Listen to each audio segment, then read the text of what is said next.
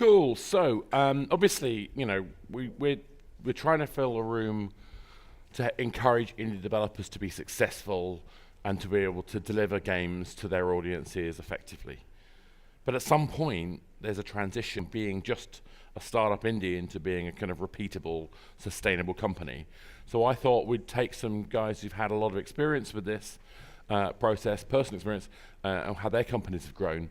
And let's hear from them what the issue and lessons that they've learned are.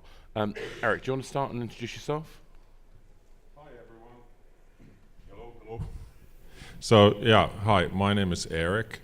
I'm the CEO at the Dodreams studio. So at Dodreams we do more than games. We do dreams. And we're the makers of this Drive Ahead family of games. And in our vision, it's the best way to share and watch fun mobile games. So thanks to really fun, engaging gameplay and a large and active community of fans built around video, we've been able to grow to 100 organic downloads with our Gladiator car fights game, where you get points by hitting your friends in the head with a car. And we're currently growing at 100,000 new users every day. As CEO, I beam and make sure that we test all our ideas on the market as soon as possible. Hello, I'm Jodie. I'm the CEO of Teazelcat Games, and I'm game director on Unannounced Game. My background is in AAA, so I founded Teazelcat at the end of last year. Prior to that, I worked at Creative Assembly as technical art director on Total War franchise. So I've gone from working on a team, working with 500 other people, to starting the company, Teazelcat, by myself. I didn't have a co-founder, but we've really built our studio sort of goals into what. So we're aiming to build an inclusive team that can come up with ideas that are really exciting, sharing those ideas and building a studio that really puts well-being and the people on the team most, so that we can make exciting games that the team cares about and then the players will care about. Hi, I'm Tara Mustapha. I'm the CEO and founder of Mischief Games and Code Coven, which is a women's focused video games industry bootcamp that I know about. My background is as a game designer, and I used to work for the likes of Microsoft and EA, and I've also been lucky enough to participate in a lot of startups. So yeah, that's my background. Yeah, cool. Hi, my name is Ville. I'm the COO of Fingersoft.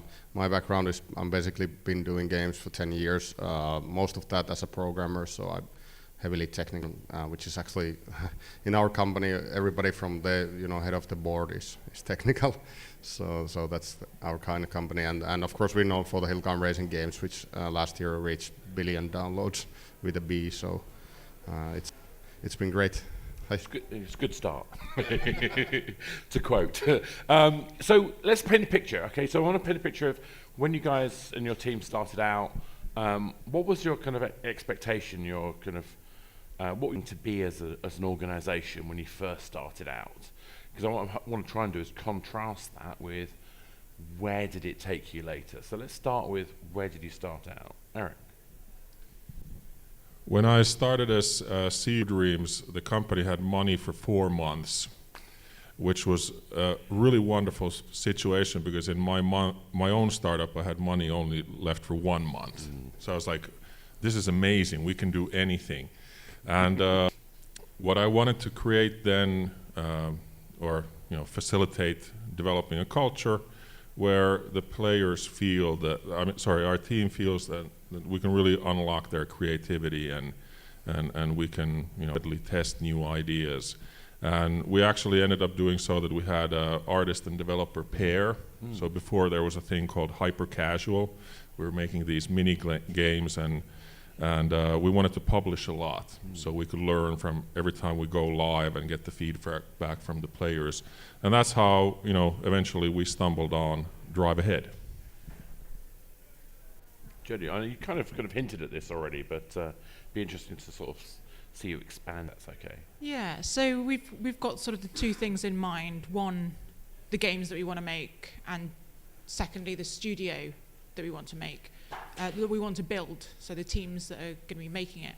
And a big thing that's in me was finding a niche. What was it that we could bring to video games that either wasn't there or that we felt we could do really well? What was the reason why people should play our games? That kind of shapes how we're building the team, what kind of people we want to be on it. And we're kind of taking things very slowly in terms of building up that team in order to get the right fit. And I think for any team that gets there, you're part of a bigger organization, or your entire team is who's making the game. It's really important that communication and the people that you have on it and that they work really well together. So we're really focused on, at the minute, making that first game and going, right, how do we show off who we are as a company through that game so that consumers know, this is the kind of games that Teazelcat games make. They can feel invested in future releases. They've got an expectation for what it is we're going to make. And that we attract the right kind of developers who know that they're not just going to be good at their role, they're not just going to be expert programmers or brilliant artists, but they're contributing ideas and they're building into the ideas that we want to bring to consumers, and that they are invested in that. It's not just a job, it's that they care about and they want to make excellent games.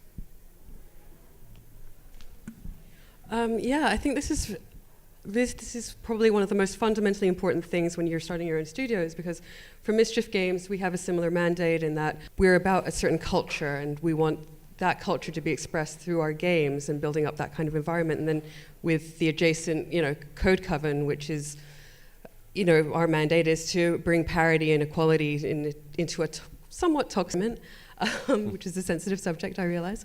But I think, with my previous experience at a different startup where we were focused on sports games, and that mandate of what we were trying to create lost in the shuffle as we were just trying to get to market. And that was probably, it was a huge part of our, in a way, our downfall. And it's funny because I was talking to two people yesterday about Lego. And historically, they've always been really clear on their core values, and that was like, what are the quality of the experience that we're bringing to the market, and is this good for children? And from day one to now, that has always been clearly their mandate. You can see that through the production that they've had. Yeah, hi. So I guess we have a quite unique start for the company, because it was basically founded by Tony. By him, he wouldn't take anybody else on board, even if he had some friends and colleagues who wanted to join the company. He was like, other people just ruin it. So, so he decided to go it alone and kind of start building some cameras and then use those to cross-promote his first game. But he was doing games before in another company and for a long time, and that failed for PS3. So basically, the company got started by one man with his one game, which became an hit. So it's quite a different story. Quite an unusual story, isn't it? But I mean, that kind of raises the point. There's a point where the kind of idealism needs to sort of be adjusted, not necessarily got rid of, but adjusted.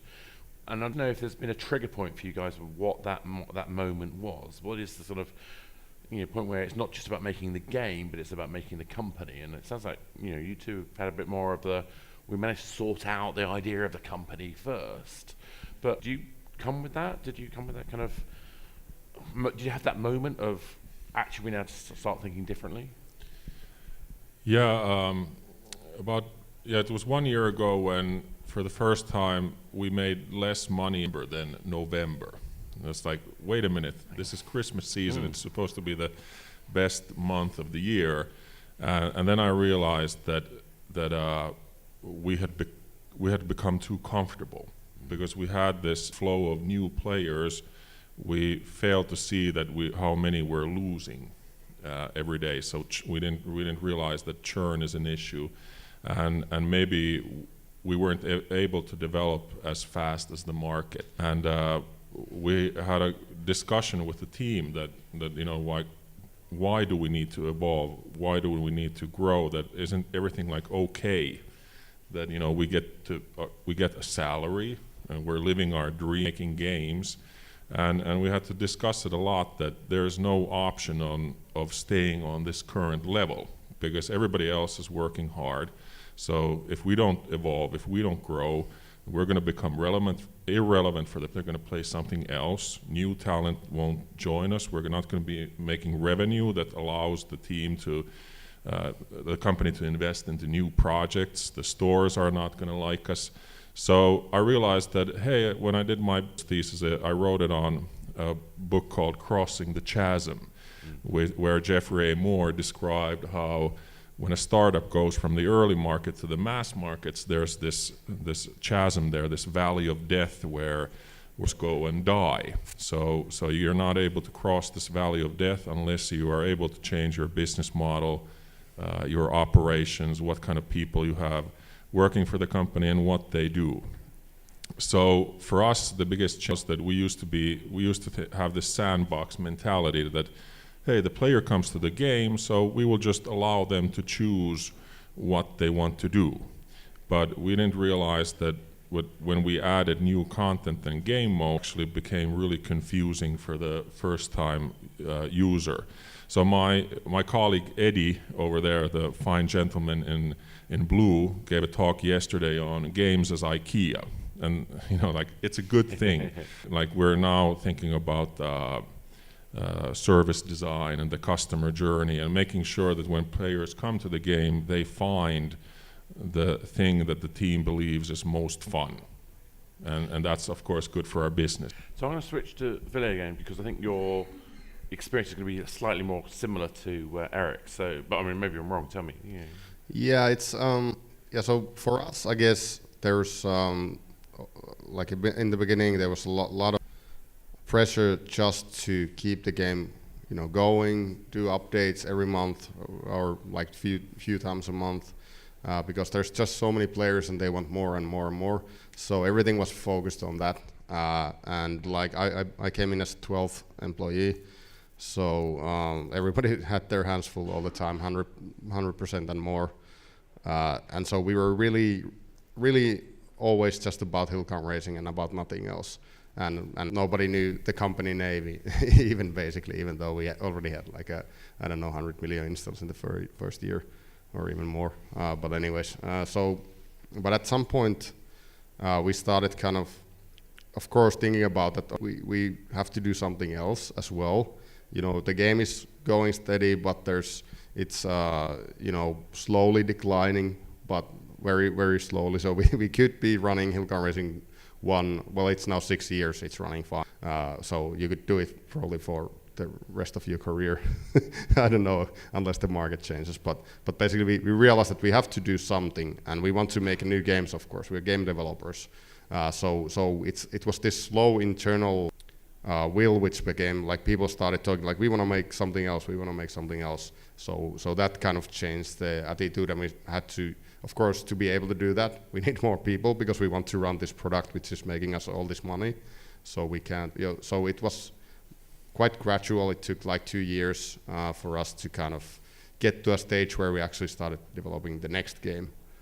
So I guess that's kind of, it's kind of difficult to define, but you know. Yeah, it's quite a big transition, though, isn't it?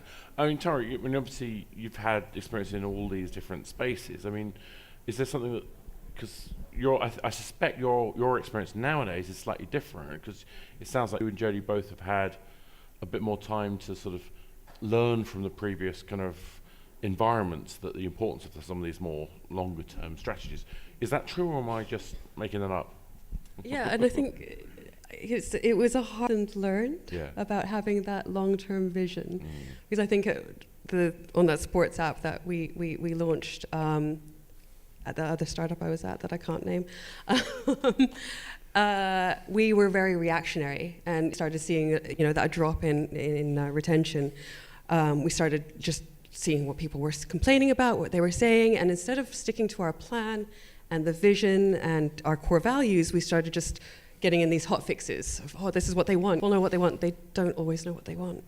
And in the end, the product ended up looking like a just hodgepodge of everybody's ideas, and it just completely went off track. And I think, looking back on that now, having that plan, that goal, and building towards that, and constantly keeping that in, every sort of spiel you have to give, whether you're getting outside investment and angel investment, or to people who are providing you with your services. Being clear on that helps guide them on the journey that you want to go to, and that is like absolutely critical, because otherwise you have your investors going, well, I don't know, I saw this app and my nephew played it, this was amazing, and you need to get that in your game, and you completely derail the product. Yeah. I like to think about vision as a kind of a direction. So I think about Neverland as a good example of that, because Neverland is second star straight home to morning. It's not a place. So using vision to help you make decisions, because is this thing that's going to fix this problem getting me closer to that direction?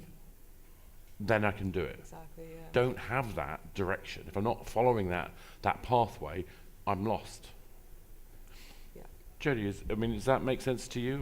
Do you have a similar experience, or is it slightly different for you? Yeah, no, I think sort of building on from what the others have said, you need to have a reason why you want to grow in the first place, because it's perfectly valid if you're a solo developer to go, I'm quite happy doing what I'm doing, making, whether it's a massively selling game or somewhere in between. If you're happy doing that, if you're happy creating something that you feel is of value to you or to consumers, it's perfectly legitimate to say, I'm happy staying like that. And you might need other people, whether that's contractors to work on the game, whether it's publishers or business partners.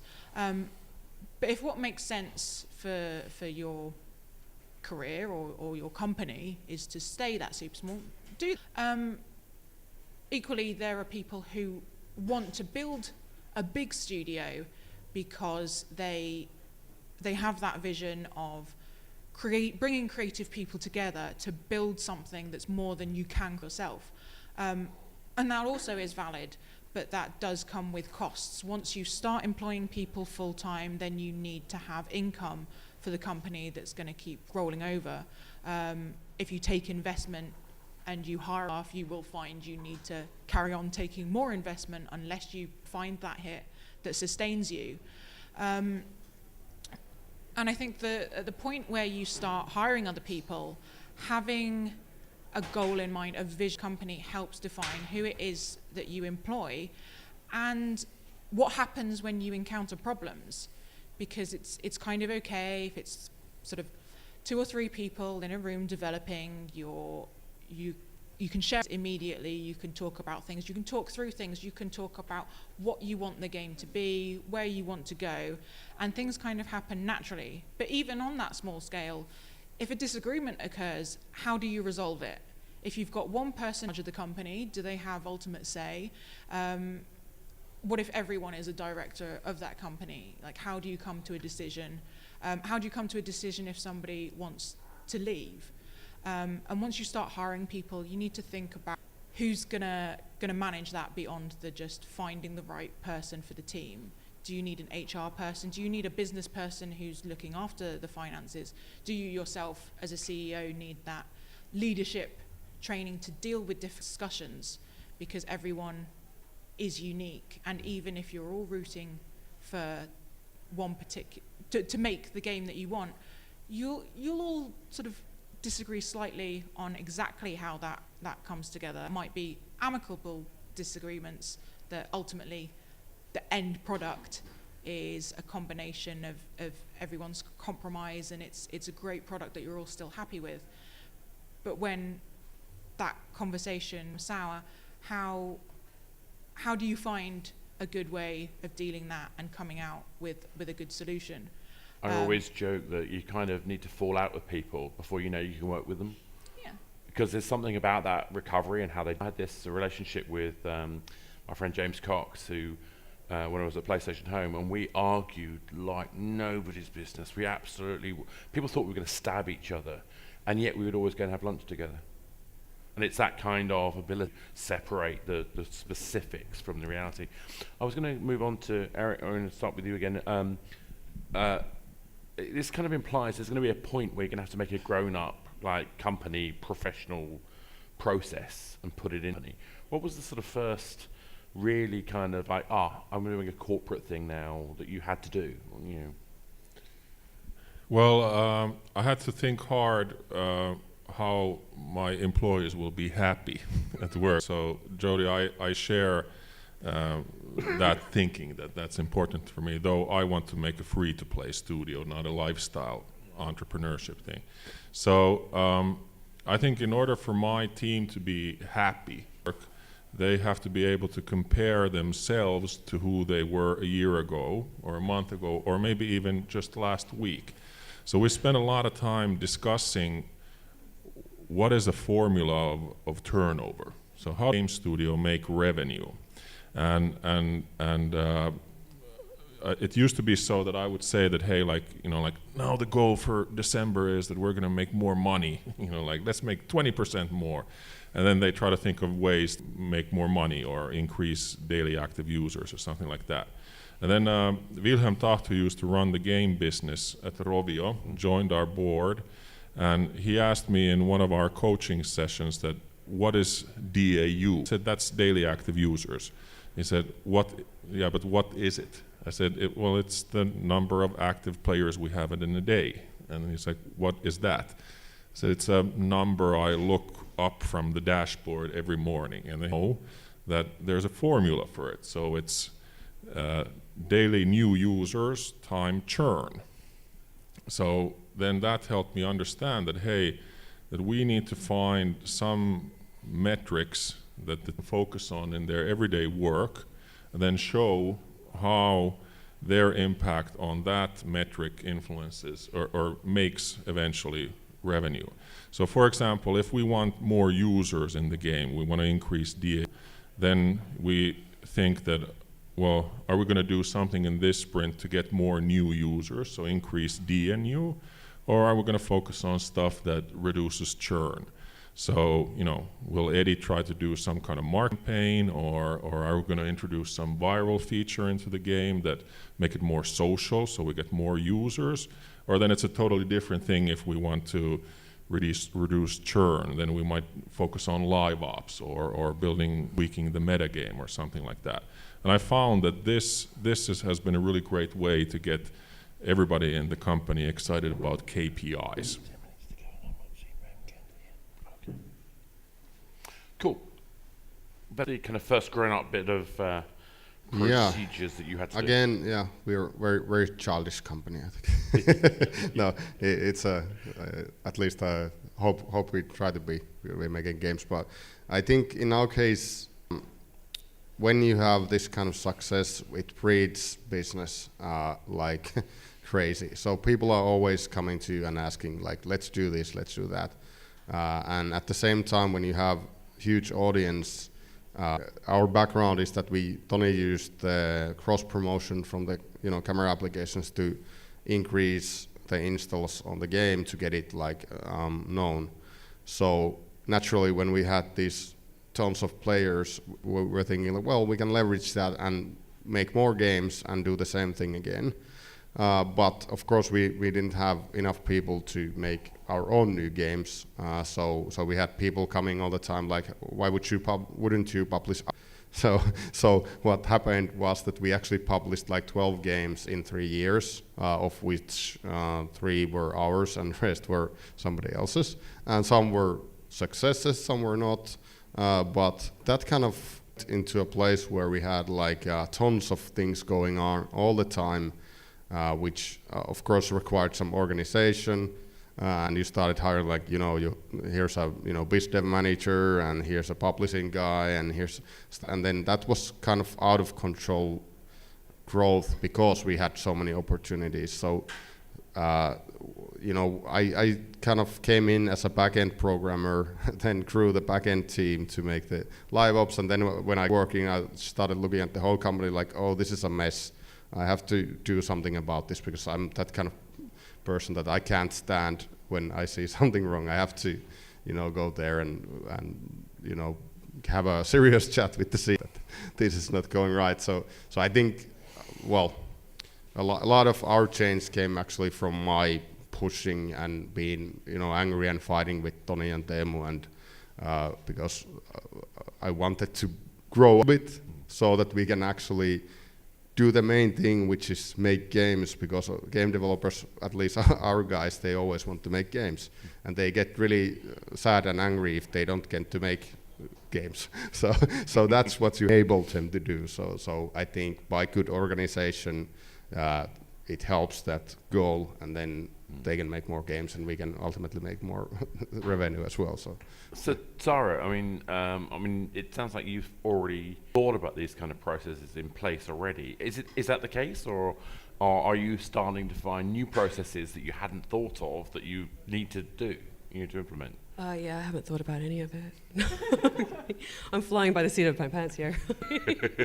Yeah, I think it's interesting to pick up on this, because I'm at that stage where I've gone from like 0 people to 15 quite a few times now. And it's painful. It is so painful, because you go through this mental process of like, do I justify bringing on an HR person now, or the marketing team, or am I this like one-woman army that is doing, the design, the coding, the social media, the legal, and oh my god, that's a whole other thing, and the marketing, and God knows what else, and then realizing that you then have to spend all of this time investigating all of these different platforms and all of these different resources. Doing the growing part of growing is so painful, I find, maybe not for you, but because I think that, and it's kind of speaking to that moment where you realize you have more on risk, because you realize you've already got these core group of people employed, you have a responsibility to take care of them, to deliver on a product, but at the same time, you then become, if you're in, depending on your role in design and production, you become this bottleneck, and then you have to, but in order to remove the bottleneck, you need to grow, and that takes the time to research, like I said, all the researching part, and if that's not built, and this is a lesson I've learned, you get into your schedule, you need to take that time, happiest when I'm designing and making a game, but you need to take that time to focus on what tools are you going to use, what tools are you going to bring to your team. You're not going to change halfway. You've got to figure out, is that risk worth it? Is the cost of that change worth it? And then spend all your time negotiating with your service providers to see if, hey, can you guys come in and do a little thing course to make the team gets ramped up, and we're optimizing the use of this system for what we're trying to do, rather than trying to shoehorn your development into what they're offering. But you're having to give up control, aren't you? You're having to sort of say, hang on a minute, I've hired these people for a reason, should not be doing that. That's tough though, isn't it? That's really hard. Yeah, and that's why it comes down to, I think, what Jodie was saying earlier about, if you're really clear on your mandate and what your company is and how you're trying to scale and the people you want in it, then you have to trust you've hired correctly and they're aligned with the same goal and the same vision that you have. And it's important for them too. I mean, Jodie, I mean, have you got this all sorted? Is it all easy now? No, I don't think it comes easy.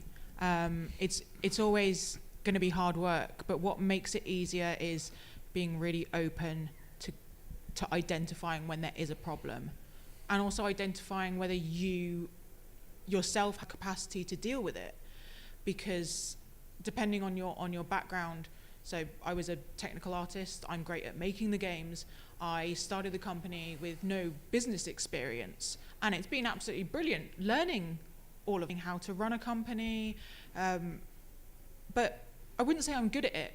And at some point I need to go, right, I'm going to pay someone to handle that for me, because in order to continue making money, somebody who is far more than me in that area will do a much better job. The same with sort of social media and marketing. I can't take that all on.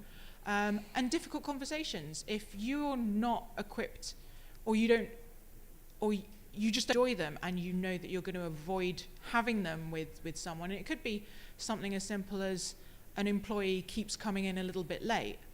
And it's not the worst thing in the world. Maybe they even they do their full day's work. It's just a little bit skewed to everyone else. But it's disrupting the workday. You need to have those conversations because no problem will ever go away, whether you're a tiny team or you're a massive team. It needs to be dealt with. And a lot of the time who there are problems with don't even realize it. And it's just a little thing. It's like, oh, I just oversleep, but I'll come in a little bit earlier. If your company isn't making money, you need to head on rather than just go, we'll make a really great game and people will buy it, because you don't fully have control over that. So yeah, I think sort of having that vision that you can come back to and being honest about, are there problems? And there's no use making up problems just for the sake of having something to fix. Sorry, dealing with the next speaker. Yeah, absolutely. So moving forward onto that, I mean, I want to I think this idea of deal with all these issues as they come and trying to professionalize the structures, to me sounds like it's a lot about communication and about dealing with the point where you can only talk to and communicate to effectively a certain number of people. Is that a core part of it? I mean, I suppose really what I'm asking is, what's the sort of key thing you would share with this audience about what they should focus on as they're trying to take their indie team into something a little bit larger, something a little bit more sustainable? Well, I see by that sign there that Play Finland is one of the sponsors of this event, so my number one recommendation is to locate your game studio in Finland. So the reason why I say that is that we have this wonderful culture of sharing there and helping even our friendly competitors develop. And I learned in our change management that as CEO I have to take care of what kind of structures and processes we have in the studio that create culture. You know, culture is formed by everybody who participates in the community or the group.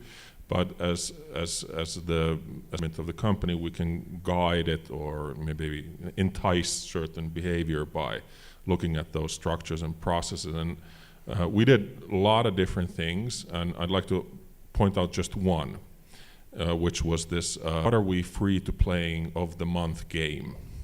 This was a thing we do. So for a month, everybody in the studio plays the same game, and in our kitchen we have a whiteboard where you can draw or post pictures or something about your experience with the game. What did you like? What didn't you like? And are you spending money or are you hooked on the game?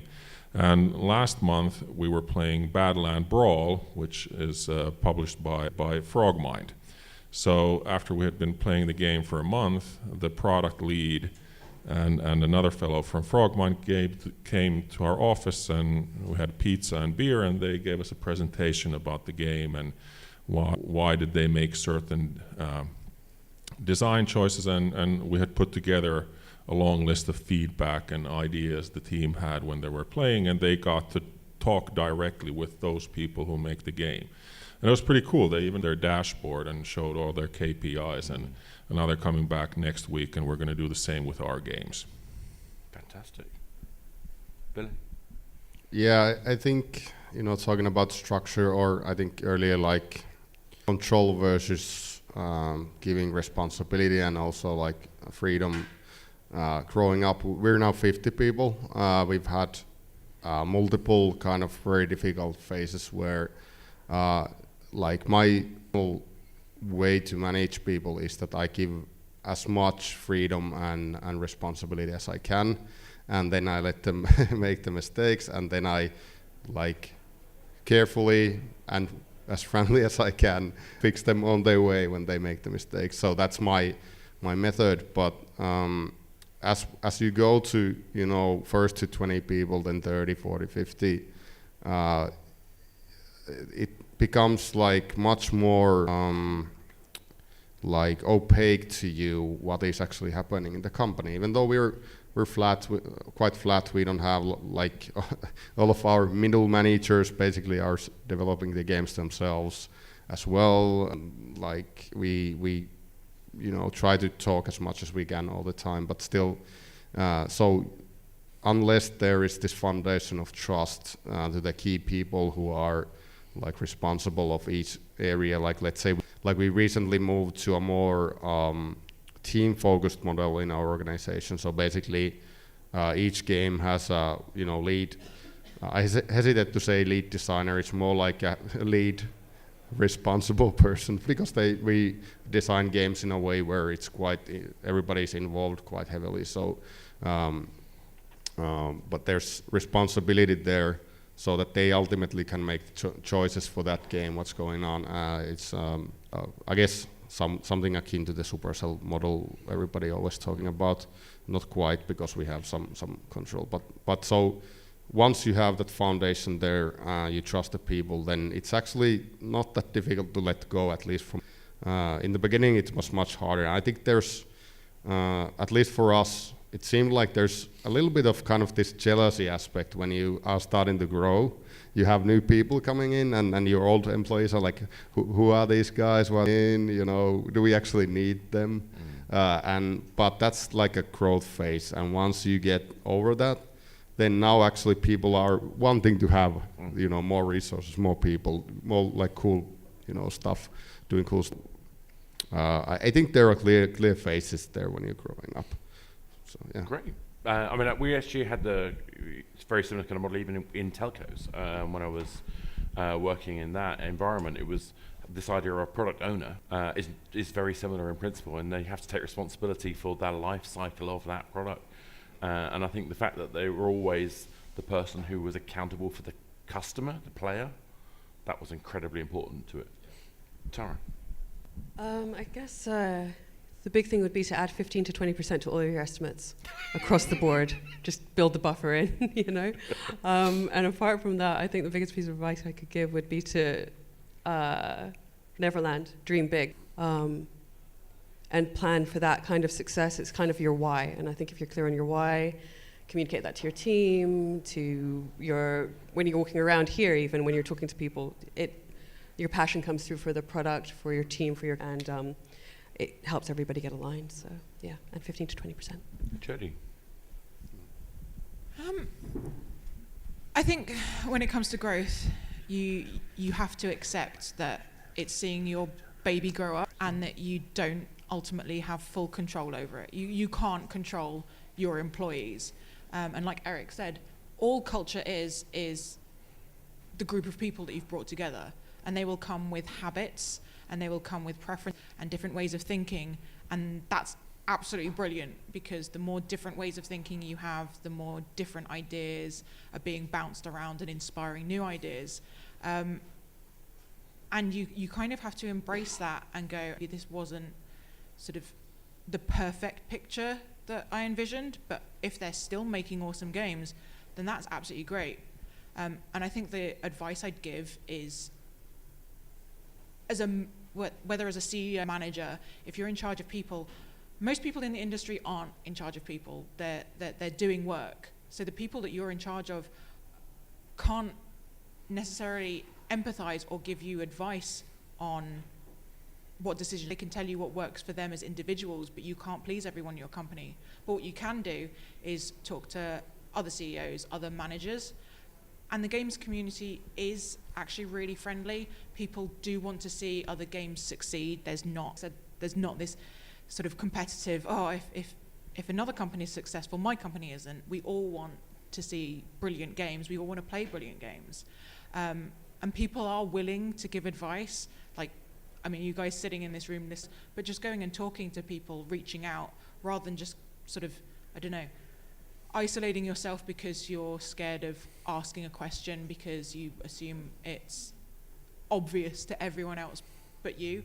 Most people, especially if it's their first startup, they've all had to learn everything themselves, and there are not necessarily shortcuts, but there'll be things that you don't know about, and people are willing to talk about it. They want to encourage each other.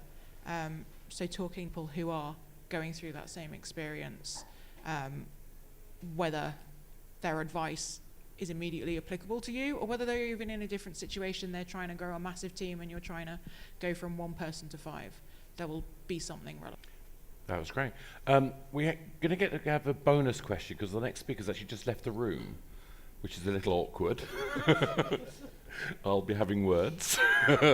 Anyway, so my bonus question is: can you grow up as and without losing the soul, your independence as a soul? Just a quick kind of answer. Is it possible? And you know, what do you think? Yeah, for sure. I think ask.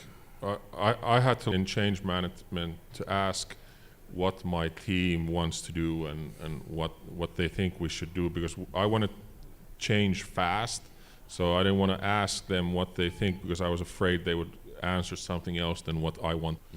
And then but I learned that it's okay for the team that I make the final call on some issues, but they just want to be respected and listened to. Yes. Well, that's a question. Yeah, I think part of it's just being flexible about stuff, remembering what you want as well, because whether your goal is to build a company that in 5 years gets sold off to EA, or you want to build something that is always that family feeling, it's kind of okay to, especially if you've got sort of co-founders or other people invested, it is kind of okay to say, this isn't exactly what I dreamed of, and step back from that. I think sort of people's careers are so long that it is sort of flexible, but building something your team care about, even if that's not your original sort of, that was what I wanted the team to be. If you've built a place that people are happy and enjoy working at, I think that's absolutely brilliant. So our next speaker is here, but a quick comment, that'd be great. So yes. Yeah. Yes, definitely. I think you can keep the core, and we have actually, I think, in our case, if you keep inside what it actually is that makes the company what it is, and treasure it, and kind of try to build upon it, and it doesn't really matter. At least for us, it seems that we're actually in much better place, even though we're now 50 people than we were at 12. And while still the fun, relaxed kind of atmosphere at the company, and I think one of the most important things about that for me has always been that we hire the people who fit into our group, that have the similar attitude to life. If you don't be very careful who you hire, then that might, because they, like it is, people change the culture, or people are the culture, so ultimately that's where you make the biggest decision, is who you take in. So I agree, and I think that's one of the reasons why I've always loved working with Finns, because there's no nonsense, to just get on with it. And on that point, thank you very much, guys. We're going to move straight on.